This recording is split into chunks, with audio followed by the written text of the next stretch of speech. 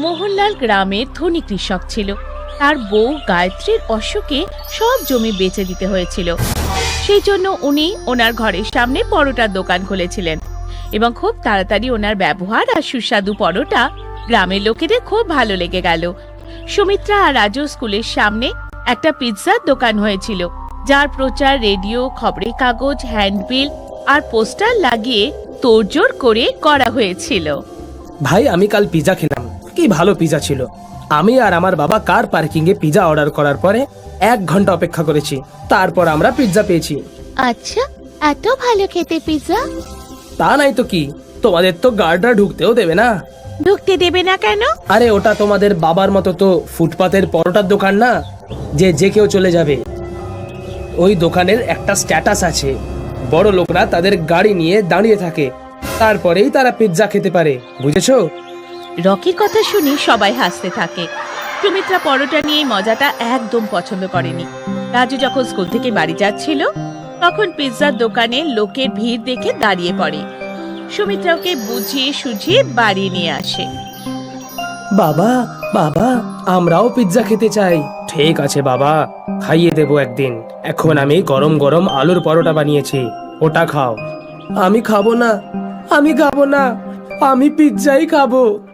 দেখ রাজু, পিৎজার অনেক দাম, অত টাকা আমাদের কাছে নেই যে তোমাকে পিৎজা কিনে দেব, কিন্তু কথা দিচ্ছি যে একদিন তোমায় নিশ্চয়ই পিৎজা খাওয়াবো। না বাবা, আমার কালকেই পিৎজা চাই। যদি পিৎজা না পাই তাহলে আমি কিচ্ছু খাবো না। রাজু, জেদ করিস না, বাবা তো বলছে একদিন আমাদের পিৎজা খাওয়াতে নিয়ে যাবে। না দিদি, আমি কালকেই পিৎজা খাবো।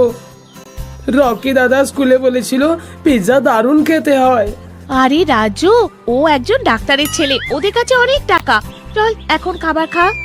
পরোটা খেয়ে বাচ্চারা ঘুমিয়ে পড়ে, কিন্তু মোহনলালের চোখে ঘুম ছিল না।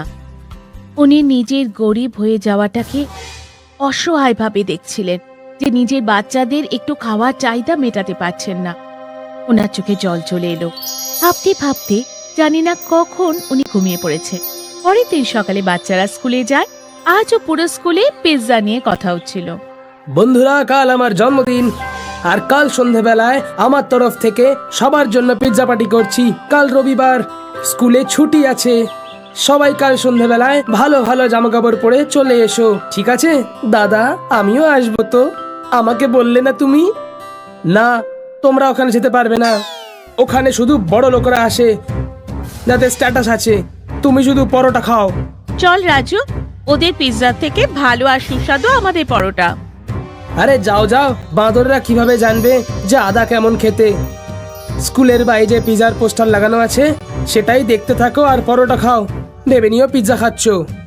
রকি, এরকম ভাবে বলতে নেই, চলো সুমিত্রা, ও তো এভাবেই কথা বলে।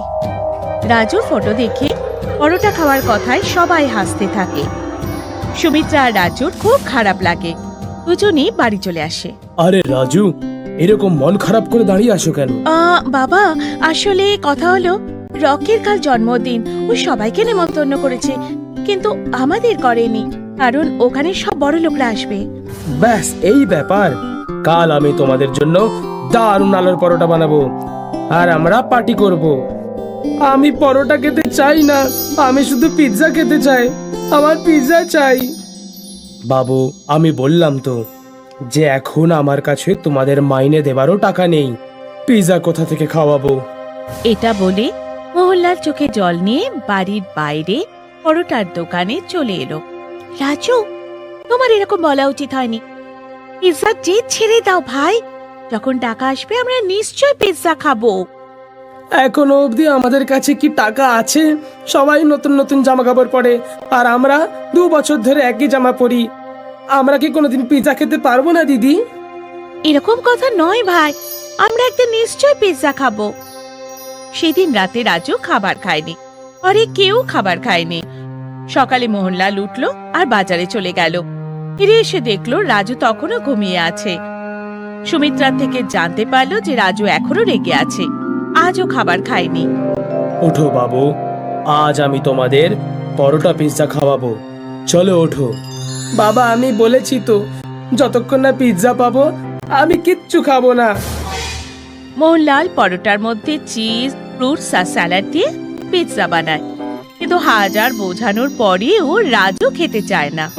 সুমিত্রাও অনেক চেষ্টা করে রাজুকে বানানো, কিন্তু পারেই না। আজ রাতেও সবাই না খেয়েই ঘুমিয়ে পড়ে। মাঝরাতে রাজুর খুব খিদে পায়। ও রান্নাঘরে গিয়ে রেখে দেওয়া পরোটা পিৎজা খেয়ে নেয়। ওর খুব ভালো লাগে আর পরোটা পিৎজা খেয়েই যায়। মোহনলাল লুকিয়ে লুকিয়ে ওর খাওয়া দেখে। সকালে উঠে মোহনলাল বাজারে চলে যায়। ফিরে এসে সুমিত্রাকে ডাকে। সুমিত্রা, ও সুমিত্রা, হ্যাঁ বাবা, আসছি। এই নে টাকা, আর স্কুল থেকে আসার সময় পিৎজা নিয়ে আসিস। বাবা, টাকা কোথা থেকে এলো? এসেছে কোথাও থেকে। আর হ্যাঁ, আমি টিফিনে পরোটা পিৎজা রেখে দিয়েছি, খেয়ে নিস মনে করে। সুমিত্রা যখন বাড়ি থেকে স্কুলের জন্য বেরোচ্ছিল তখন বাবার সাইকেল বাইরে ছিল না। বুঝতে দেরি হয়নি যে বাবা সাইকেল বিক্রি করে টাকা এনেছে। সুমিত্রা রাজু স্কুলে পৌঁছে যায়। স্কুলে কাল রকের পিৎজা পার্টি নিয়ে কথা হচ্ছিল। সবার মুখে শুধু পিৎজার কথা। টিফিনে সুমিত্রা আর রাজু পরোটা পিৎজা খাচ্ছিল। ওখানে রীতা আসে। আরে, তোমরা এটা কি খাচ্ছ? এটা আমাদের বাবা বানিয়েছে, পরোটা পিৎজা। হ্যাঁ, এই স্পেশাল ডিশ বাবা বানিয়েছে।